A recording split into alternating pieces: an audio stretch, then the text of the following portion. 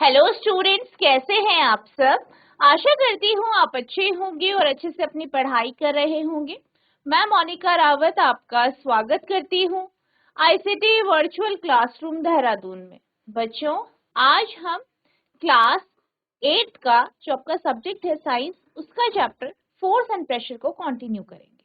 तो बच्चों, पिछले लेक्चर में हमने ये जाना था कि जो है हमारी जितनी भी क्रियाएं होती हैं, जितने भी हम एक्शंस करते हैं, वो बेसिकली पुल या पुश का एक रूप होती है, यानी अपकर्षण और अभिकर्षण का एक रूप होती है। और ये जो आपका पुश और पुल है, इसी को हम क्या कहते हैं?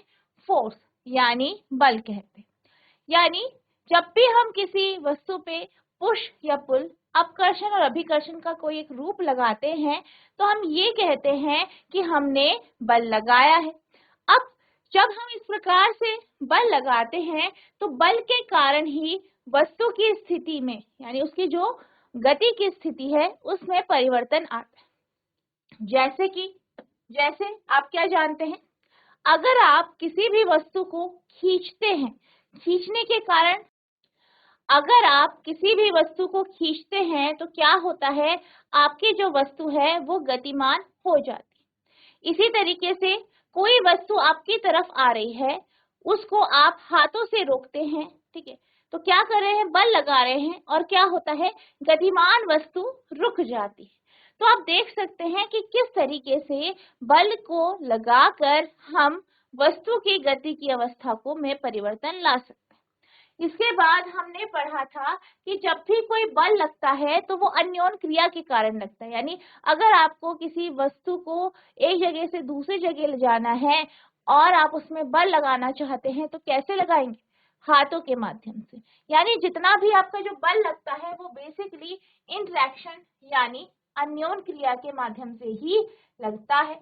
इसके साथ हमने क्या पढ़ा था कि जब भी हम जो है किसी भी वस्तु पे बल लगाते हैं, मान लीजिए दो व्यक्ति हैं, एक ही दिशा में बल लगा रहे हैं, तो बल बढ़ता है। वहीं अगर बल विपरीत दिशा में लगाया जाता है तो बल क्या होता है? घटता है। ठीक है, ये हमने पढ़ा था। ठीक है, ये हमने पढ़ लिया था। इसके बाद हमने देखा था कि कई बार जो है वस्तु जो है वो अपनी स्थिति में हमें स्थिर लगती है, जबकि हम क्या कर रहे होते हैं? बल लगा रहे होते हैं। तो बेसिकली क्या होता है कि वहां पे बल जो है वो विपरीत दिशा में लग रहे होते हैं, और उसका जो मैग्नीट्यूड होता है, उसका जो मात्रा होती है, वो भी क्या होती है? सेम होती है। ठीक है, तो ये सब हमने यहाँ पे पढ़ लिया था। ठीक है,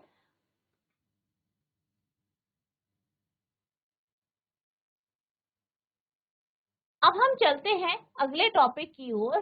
तो आपका अगला टॉपिक है a force can change the state of motion, यानी बल वस्तु की गति की अवस्था में परिवर्तन करता है। ठीक है, मैंने अभी कुछ आपको उदाहरण दिए कि किस प्रकार से बल जो है वस्तु की गति की अवस्था में चेंज करता है, परिवर्तन करता है। इसको अब हम यहाँ पे डिटेल में समझें। ठीक, अब इसको समझने के लिए हम एक्टिविटी 11.3 को समझते हैं। मान लीजिए आपके पास कोई एक बॉल है, वो आपने क्या किया? उसे उठाया और टेबल के ऊपर रख दिया। अब आप क्या करते हैं? उस रुकी हुई बॉल को अपने हाथों से धक्का दें। अब जब आप उस रुकी हुई बॉल को अपने हाथों से धक्का देंगे तो क्या होगा? तो आपकी जो बॉल है वो गतिमान हो जाएगी। तो यहाँ पे क्या हो रहा है? वस्तु की अवस्था में परिवर्तन हो रहा है, वस्तु की जो स्थिति है उसमें परिवर्तन हो रहा है। पहले क्या हुआ? पहले बॉल रुकी थी, आपने अपने हाथों से उसे क्या किया? धक्का दिया, फोर्स लगाया, और वो गतिमान हो गई, चलने लग गई। ठीक है, तो यहाँ पे क्या हो रहा है? यहाँ पे जो उसकी अवस्था है, पहले रुकी थी, फिर क्या हुआ? गतिमान हो गई, तो उसकी अवस्था में परिवर्तन हो गया। इसी तरीके से मान लीजिए कोई बॉल जो है टेबल में जो है उसे उसे धक्का दिया गया और वो गतिमान हो। अब वो आपके हाथ के पास आ रही है, आप क्या करते हो? उसे हल्का सा आती हुई बॉल को धक्का देते हो। तो आप क्या देखते हो कि जैसे कि यहाँ पे आपकी बॉल इस तरीके से गतिमान होके इधर आ रही है, आप अपना हाथ लगाते हो और क्या होता है, ये यहाँ से फिर विपरीत दिशा में गति करने लग जाती है, यानी जिस तरफ ये आ रही है, ठीक है। तो यहाँ पे क्या हुआ, यहाँ पर भी जो है गति की अवस्था में परिवर्तन हुआ, लेकिन यहाँ पे क्या हुआ, यहाँ पर दिशा में परिवर्तन हुआ, यानी गति की कौन सी अवस्था में परिवर्तन हुआ, दिशा। पहले तो उसकी स्थिति में था कि पहले रुकी थी फिर गतिमान हो गई, और यहाँ पे क्या हुआ, यहाँ पर बॉल सीधी जा रही थी, गतिमान थी, सीधे चल रही थी, आपने क्या किया, हाथ से धक्का दिया, उसकी डायरेक्शन चेंज हो गई, उसकी दिशा बदल गई। तो यानी क्या हुआ, इस वस्तु की अवस्था में परिवर्तन हो गया, ठीक है। पहला था स्टेट में परिवर्तन, पहले रुका है फिर चलने लग गया, फिर क्या हुआ, डायरेक्शन चेंज हो गई, ठीक है, डायरेक्शन दिशा में बदलाव आ गया, ठीक है। तो यहाँ पर क्या हो रहा है, इस तरीके से क्या हो रहा है, आपकी गति की अवस्था में परिवर्तन हो रहा है। अब एक और कंडीशन लेते हैं, क्या हो रहा है, बॉल गतिमान है, चल रही है, एक दिशा में चल रही है, ठीक है। मान लीजिए बॉल है,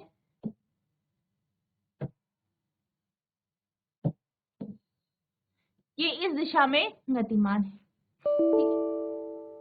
चल रही है, आपने क्या किया, इसे पीछे से धक्का दिया, चल रही है, पीछे से आपने इसे धक्का दिया, धक्का देने के कारण क्या हुआ, इसकी स्पीड में बढ़ोतरी हो गई, यानी इसकी जो चाल है उसमें बढ़ोतरी हो गई। तो यहाँ पर भी क्या हुआ, वस्तु की गति की जो अवस्था है उसमें परिवर्तन आया। किस तरीके से आया, पहले वो धीरे चल रही थी, बल लगाने के कारण, ठीक है, जिस दिशा में जा रही है उसी दिशा में बल लगाने के कारण उसकी गति क्या हो गई, अधिक हो गई, यानी ज्यादा, ठीक है, क्या हो गई, ज्यादा, ठीक है। अब हम बात करते हैं ऑब्जर्वेशन की, क्या हमने देखा, these observations suggest that a force applied on an object may change its speed, ठीक है।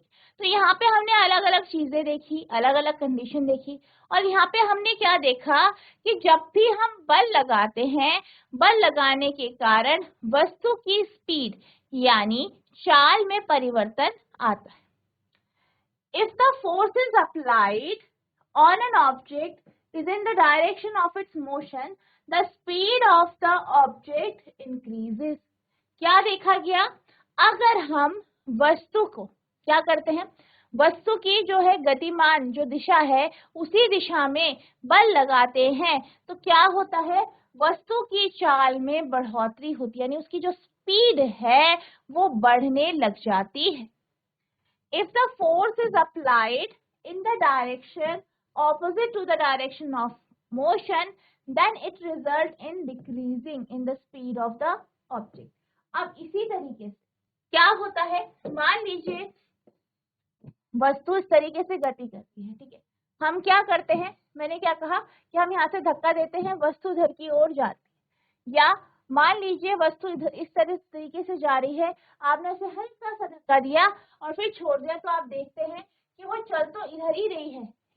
अब मान लीजिए कि वस्तु क्या कर रही है, इस दिशा में गति कर रही है, ठीक है, आपने क्या किया, आगे से अपना हाथ रखा, थोड़ा सा आपने हल्का सा इसे बल दिया, तो आपने क्या देखा कि अभी भी वस्तु इसी दिशा में गति कर रही है, लेकिन इसके चाल में जो है कमी आई है, यानी इसकी स्पीड कम हो गई। पहले क्या हुआ, हमने इस तरीके से धक्का दिया तो आपकी जो बॉल है वो इस तरीके से तेजी से चलने लगी, ठीक है, जा रही थी और धक्का दिया, तेजी से चली, लेकिन जब आप विपरीत दिशा में धक्का देते हो तो क्या होता है, इसकी चाल कम हो जाती है, ठीक है। तो यहाँ पे हमने ये देखा कि बल लगाकर, फोर्स लगाकर हमने किस तरीके से गति की अवस्था में परिवर्तन किया, ठीक है।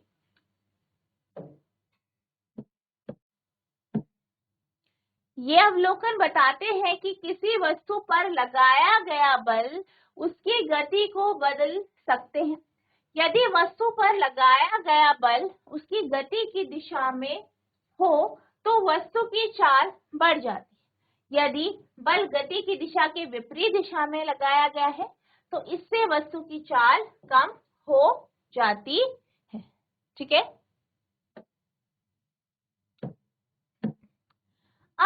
इस जो ये प्रॉपर्टी है इसको समझने के लिए आप एक एग्जांपल ले सकते हैं। मान लीजिए आपने क्या किया, एक टायर लिया, ये आपने बचपन में देखा होगा, खेला भी होगा। एक टायर ले लीजिए और उसे आप क्या कर रहे हैं, उसको गति करा रहे हैं, ठीक है। पीछे से आप क्या करते हैं, एक डंडी लेते हैं, ठीक है, एक लकड़ी लेते हैं, एक छड़ लेते हैं और उससे क्या करते हैं, उसे बार बार क्या करते हैं, धक्का देते रहते हैं। तो आप क्या देखते हैं कि जो आपकी टायर है वो चलता रहता है, उसकी स्पीड भी बढ़ती है, ठीक है। तो उसको स्पीड को बढ़ाने के लिए हमें क्या करना पड़ता है, लगातार टायर को धक्का देना पड़ता है, ठीक है।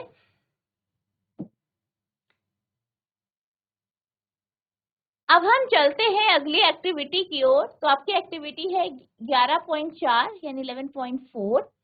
यहाँ पर आपको क्या करना है, एक बॉल लेनी है और क्या करना है, बॉल जो है वो गतिमान होनी चाहिए, यानी चल रही, टेबल के ऊपर रख दीजिए, वो उसे क्या कर दीजिए, चलाइए, यानी धक्का देके चलिए। अब जब वो चलती है तो आप क्या करेंगे, उसके रास्ते पर या उसके पथ पर क्या करेंगे, अपना हाथ रख देंगे और जैसे आप उस पर अपना हाथ रखते हैं और फिर हल्का सा धक्का देते हैं तो आप क्या देखते हैं कि ये बॉल जो है विपरीत दिशा में जाती है।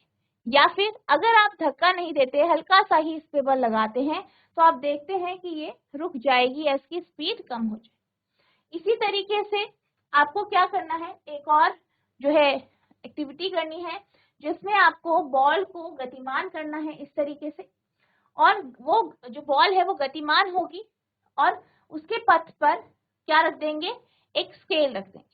अब बॉल गतिमान होगी, स्केल से टकराएगी, टकराने के बाद आप क्या देखेंगे कि इसकी दिशा में परिवर्तन आ रहा है, यानी जिस दिशा से यह आई है उसकी किसी दूसरी दिशा में ये क्या हो जाएगी, गतिमान हो जाएगी। तो यहाँ पर दोनों कंडीशन में हमने बल लगाया है, फोर्स लगाया है। एक फोर्स के कारण क्या हो रहा है, वस्तु रुक रही है या विपरीत उसी दिशा में जा रही है जिस दिशा से वो आई है। दूसरे में क्या हो रहा है, उसकी दिशा में ही चेंज आ गया है, यानी वह विपरीत दिशा में भी नहीं जा रही है, किसी और ही दिशा में जा रही है।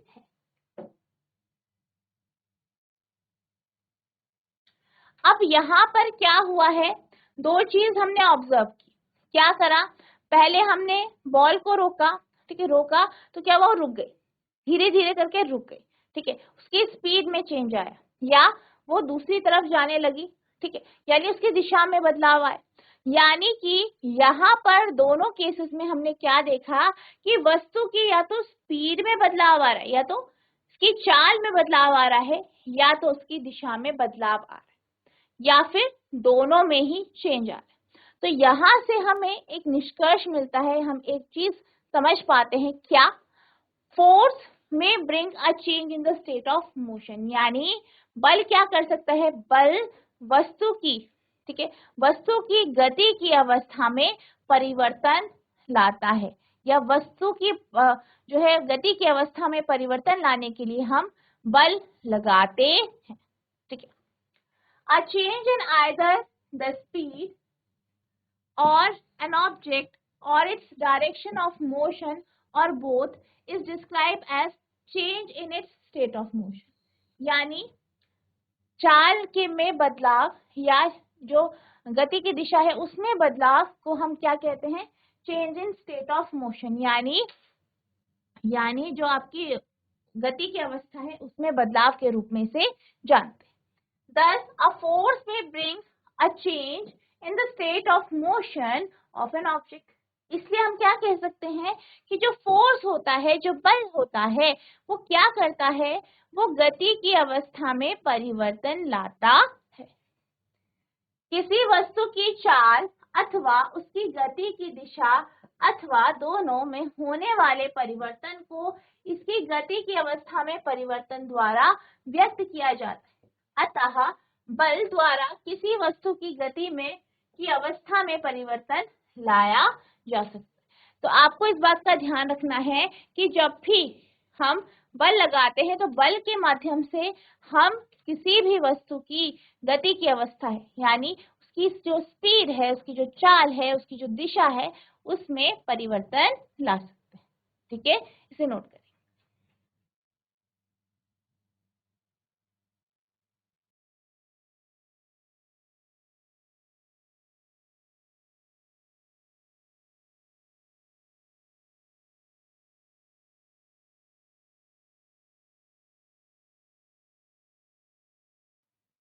अब हम बात करते हैं स्टेट ऑफ मोशन की, यानी गति की अवस्था क्या होती है। बेसिकली अभी हमने क्या देखा कि बल के माध्यम से हम गति की अवस्था में परिवर्तन कर सकते हैं, यानी हम क्या कर सकते हैं, वस्तु की स्पीड यानी चाल में परिवर्तन ला सकते हैं, और वस्तु की जो दिशा है यानी गति की जो दिशा है वस्तु की, उस पे हम क्या कर सकते हैं, परिवर्तन ला सकते हैं।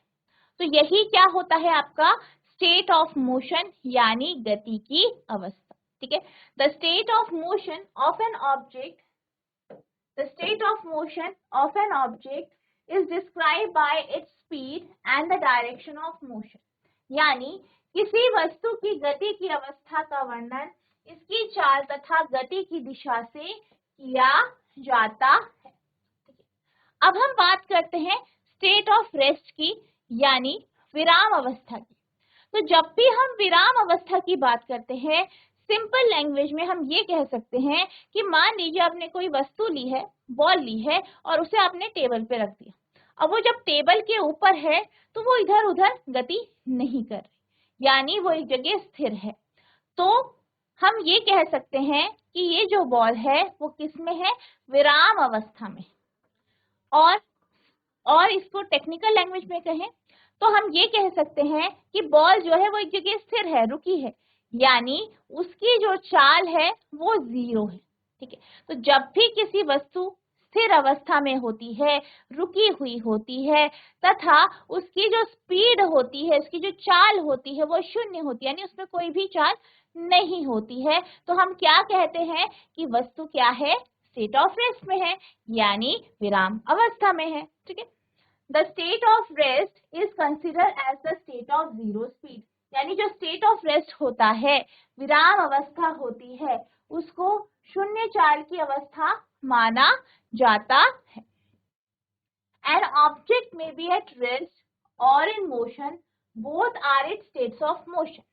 अब क्या कहा गया है, चाहे वस्तु रुकी है, विराम अवस्था में है, या फिर गतिमान है, गतिशील है, दोनों ही अवस्था स्टेट ऑफ मोशन यानी गति की अवस्थाएं कहते हैं।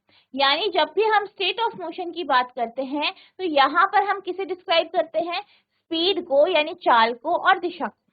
ठीक है, तो अगर आपकी जो चाल है, वस्तु की चाल जो है 0 है, 0 है, तब भी हम क्या कहते हैं कि उसको भी हम क्या कहते हैं कि ये क्या है, वस्तु की गति की अवस्था है। यानी चाहे वस्तु रुकी है, चाहे गतिमान है, चाहे किस दिशा में मूव कर रही है, सब क्या होता है आपका स्टेट ऑफ मोशन यानी गति की अवस्था।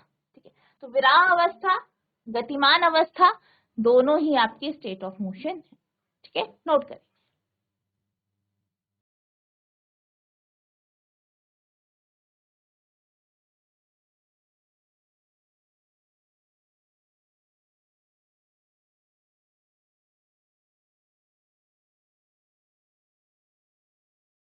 अब कुछ आपके जो है, आपने कुछ एक्सपीरियंस किया होगा अपनी डेली लाइफ में कि कई बार हम बल तो लगाते हैं, लेकिन बल के कारण क्या होता है, किसी भी प्रकार का जो है गति की अवस्था में परिवर्तन नहीं होता। ठीक है, जैसे कि मान लीजिए आपके पास बहुत बड़ी अलमारी है, बहुत भारी अलमारी है, और आप उस पर धक्का लगा रहे हैं। अलमारी का कैसी है, एक जगह रुकी है, स्थिर है, आप धक्का देते हो, फोर्स लगाते हो, पर फिर भी क्या हो रहा है, जो अलमारी है वो अपनी जगह से गतिमान नहीं हो रही है, वो गतिशील नहीं हो रही है। आपने बहुत ज्यादा बल लगा दिया है, बहुत ज्यादा फोर्स लगाया है, लेकिन फिर भी जो आपकी अलमारी है वो अपनी जगह से हिली नहीं। ठीक है, तो यहाँ पे आप देख सकते हो कि हम बल लगा रहे हैं, लेकिन फिर भी क्या हो रहा है, गति की अवस्था में यानी अलमारी की गति की अवस्था में परिवर्तन नहीं आ रहा है। इसी तरीके से अगर हम बात करें दीवार की, मान लीजिए आप क्या करते हैं, दीवार पर धक्का देते हैं, दीवार को पुश करते हैं, धक्का देते हैं, तो क्या होता है, दीवार को पुश करने पर, धक्का देने पर आप देखते हैं कि दीवार हिलती नहीं। तो यहाँ पर भी क्या हो रहा है, बल तो लगाया जा रहा है, लेकिन बल का कोई भी प्रभाव यहाँ पे दिखाई नहीं दे रहा है। ठीक है, कोई भी प्रभाव यहाँ पे जो है दिखाई नहीं दे रहा है।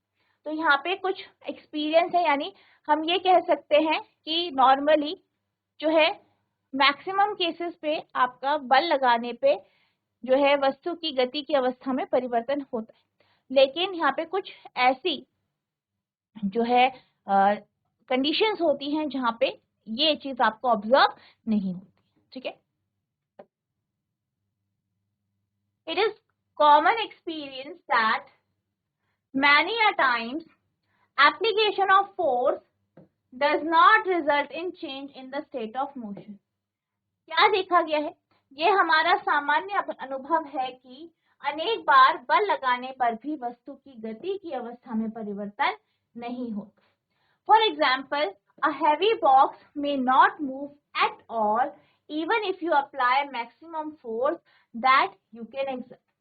जैसे कि कई बार क्या होता है, आप भारी संदूक या भारी जो आपका बक्सा है उसको आप बहुत ज्यादा बल लगाते हैं, बहुत अधिकतम उस पर बल लगाते हैं, लेकिन फिर भी क्या होता है, वो गतिमान नहीं होता है, वो गति नहीं करता है, उसकी गति की अवस्था में परिवर्तन नहीं होता है। उदाहरण के लिए एक भारी संदूक आपके द्वारा अधिकतम बल लगाए जाने पर भी गति ना करे। Again, no effect of force is observed when you try to push a wall। इसी तरीके से यदि आप किसी दीवार को धकेलने का प्रयास करें तो उस पर आपको बल का कोई प्रभाव दिखाई नहीं देता। यानी कि ऐसा एक और उदाहरण क्या है कि दीवार पे आप बल लगा, तो यहाँ पर भी आपको किसी भी प्रकार का बल का प्रभाव दिखाई नहीं देता, ठीक है। तो ये आपका आप ऑब्जर्व कर सकते। अब हम चलते हैं अगले टॉपिक की ओर। तो आपका अगला टॉपिक है force can change the shape of an object. अभी हमने क्या देखा कि जो बल होता है वो वस्तु की गति की अवस्था में परिवर्तन करता है। अब हम बात करेंगे कि जो बल होता है वो वस्तु के आकार में परिवर्तन कर पाता है, ठीक है।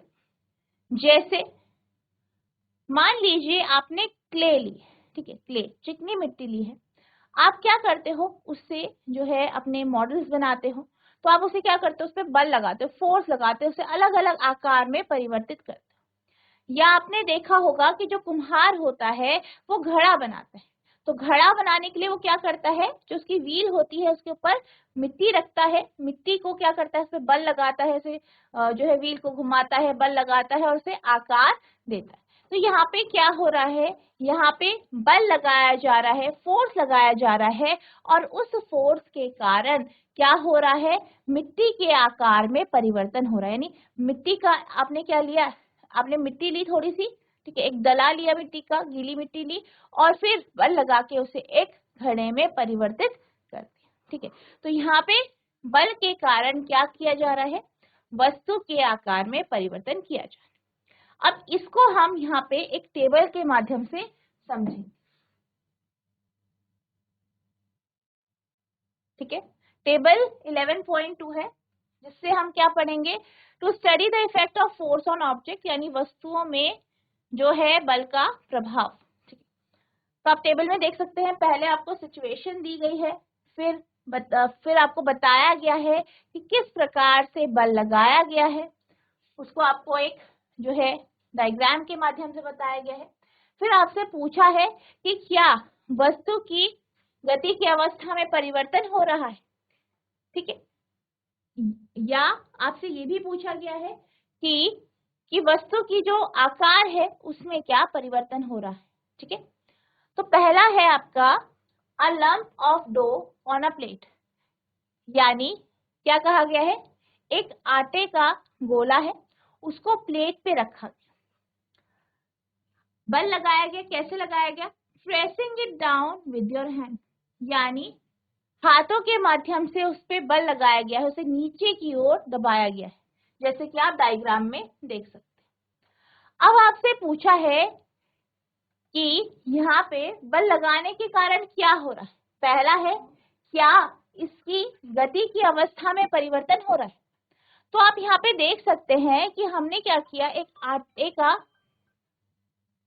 हमने क्या किया, यहाँ पे एक आटे का ठीक है, गोला लिया और उस पे हम अपने हाथों से क्या कर रहे हैं, उसे दबा रहे हैं। ठीक है, तो यहाँ पे इसकी जो रेस्ट या मोशन की जो अवस्था है, विराम अवस्था है, गतिमान अवस्था है, या इसकी चाल में कोई परिवर्तन नहीं हो रहा, यानी यहाँ पर चेंज जो है स्टेट ऑफ मोशन में यानी गति की अवस्था में नहीं हो रहा है। तो यहाँ पे आप नो पे टिक करेंगे। ठीक है, नेक्स्ट है चेंज इन शेप। क्या यहाँ पर बल लगाने आकार में परिवर्तन हो रहा है? पहले मान लीजिए कि जो आपका आटा था, ठीक है, जो आपका गूंदा हुआ आटा था वो कुछ इस तरीके से था, गोल। आपने उस पर बल लगाया, उसका आकार कैसा हो गया, अलग। यहाँ पे बल लगाया गया तो आकार क्या हो गया, बदल गया। तो यहाँ पे आप लिखेंगे यस, आकार में परिवर्तन हुआ।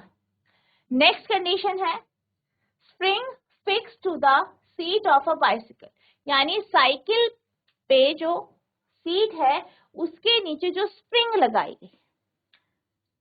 अब बल लगा रहे हैं हम, कैसे लगा रहे हैं, bye sitting on that seat. हमने क्या किया, उस पर बैठ गए। ठीक है, स्प्रिंग कहाँ थी, साइकिल की सीट के नीचे, हम उस पर बैठे। बैठने के कारण क्या हुआ, आपने देखा सीट नीचे की ओर दबी और ये स्प्रिंग भी पास पास हो गए। पहले स्प्रिंग कैसे थे, पहले स्प्रिंग मान लीजिए ऐसे थे, तो अब ऐसे ऐसे ऐसे ऐसे हो गए।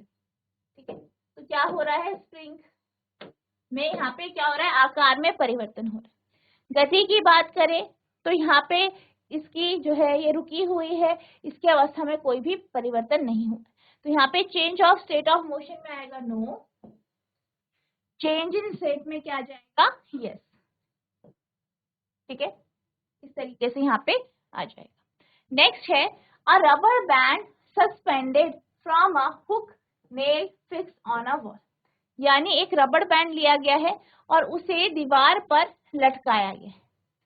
बाय हैंगिंग अ वेट और by pulling its free end, क्या करते हैं हम, इस पे बल लगाते हैं। कैसे लगाते हैं, इस पे कुछ वेट लगा देते हैं या इसका एक सिरा खींच लेते हैं। ठीक है, अब यहाँ पे आपसे पूछा है क्या इसके स्टेट ऑफ मोशन में परिवर्तन हो रहा है, क्या इसकी गति की अवस्था में परिवर्तन हो रहा है। तो आप देख सकते हैं कि इसकी गति की अवस्था में परिवर्तन नहीं होगा, क्योंकि ये क्या रहेगा, स्थिर रहेगा। तो यहाँ पे आएगा नो। दूसरा है क्या इसके आकार में परिवर्तन हो रहा है, तो हाँ इसके आकार में परिवर्तन हो रहा है। ये कैसा हो गया है, लंबा हो गया है, तो यहाँ पे आ जाएगा यस।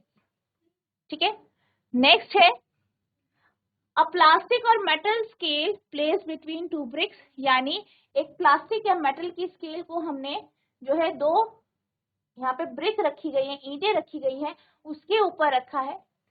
अब बल कैसे लगाया जा रहा है, by putting a weight at the centre of the scale, scale के मध्य में या बीच में हमने क्या किया, एक वेट रख दिया। अब इसके कारण क्या होगा, आपका जो स्केल है उसका पहले आकार कैसा था, जब वेट नहीं रखा था तो ऐसा था, अब वो कैसा जाएगा, ऐसे। ठीक है, इस तरीके से हल्का सा मुड़ जाएगा। तो यहाँ पे क्या हो रहा है, यहाँ पे भी आप देख सकते हैं आकार में परिवर्तन है, चेंज इन शेप।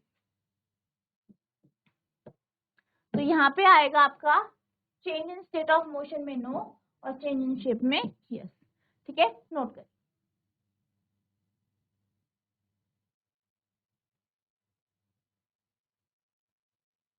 तो बच्चों आज हमने स्टेट ऑफ मोशन के बारे में पढ़ा, यानी गति की अवस्था क्या होती है, स्टेट ऑफ रेस्ट क्या होता है, और साथ ही साथ हमने ये भी देखा कि बल के कारण हम क्या कर सकते हैं, गति की अवस्था में परिवर्तन कर सकते हैं और क्या कर सकते हैं, वस्तु के आकार में भी परिवर्तन कर सकते हैं।